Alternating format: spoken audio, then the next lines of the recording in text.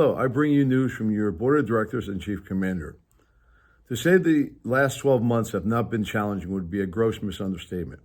To say that we are at a crossroads would also be understating our problems, but the important part of the solution is not to ignore what we are facing.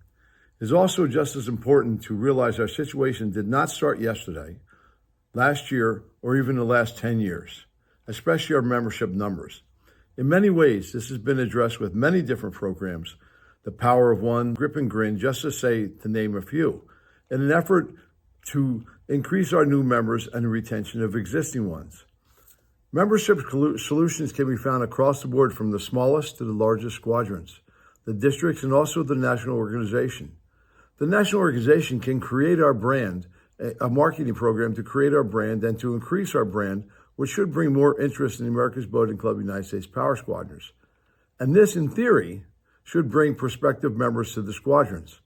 Districts should embrace the cooperation between their squadrons and even between different districts, which would bring a common effort in that particular area. Squadrons have to sell themselves as well. If a person has joined a squadron, it's imperative for that person to feel important and wanted. If not, they're not going to stay.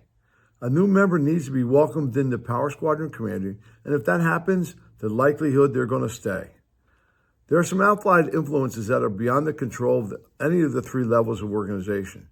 The insurance situation is one of them. We all have a tendency to want to blame someone or something, and this is certainly true with regards to the insurance. Looking backwards doesn't do anyone any good, but instead look forward to solve the problem.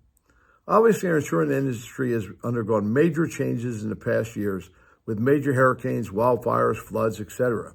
We, as an organization, have to adjust to the new rules.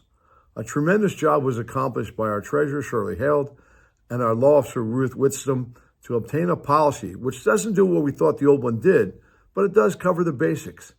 Our core activities are covered.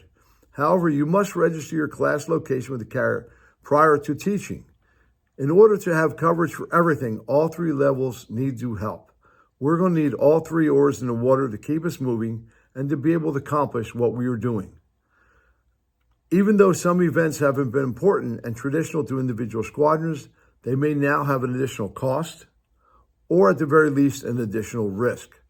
To be covered for everything is just not a possibility. It is apparent to me the insurance companies don't want any risk at all, but instead just want to increase our premiums. I'm also afraid to say we can't do anything about it with their new policies. We have to play their game according to their rules, which may mean some of the events that are so dear to us have to change. No squadron, district, or national office can shoulder this alone. As much as it may be distasteful, that is the new truth. We have also taken steps to cut down on expenses on a national level. The 2024 budget, which started on 1 December, has been revamped to show the changes in expenditure and reflect the truer picture of our finances, thanks to Larry Cole and the Budget Committee. As was stated in the national meeting in Orlando, the deficit was due in a large part of expenses that will not be recurring and should balance out in the coming year. I also implore all squadrons and districts to take advantage of the opportunities Marine SEO is offering with regards to social media. It is important to realize what you may accomplish via the social media may not have an immediate effect on your squadron, but will in the long run.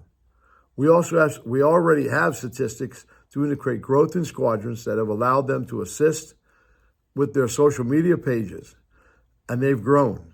Patience is the order of the day. Of course, we have a tremendous amount of positives in America's Boating Club United States Power Squadrons. Our education department is constantly updating their course materials, and the land boating course is near completion. This is a result of endless volunteer hours of our membership, and by all standards, our courses are the best in the nation. Boat show season is now upon us. This is an excellent opportunity to spread the word. What we offer to the public is above and beyond what other boating organizations even begin to do. We have the educational opportunities, the social events, and the unselfish community activities which may espouse boating safety or just do something good for that area. This is the type of membership we have. Our largest positive in the America's Boating Club, the United States Power Squadron, is you. You are what makes us an organization that I am very proud to be a member.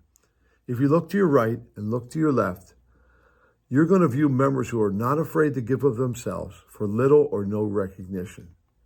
At the annual meeting in Orlando, we recognize over 2,500 years of members giving of themselves for the recognition of one merit mark per year. If you think about it for a moment too, that is really amazing. Is there another organization that can say that?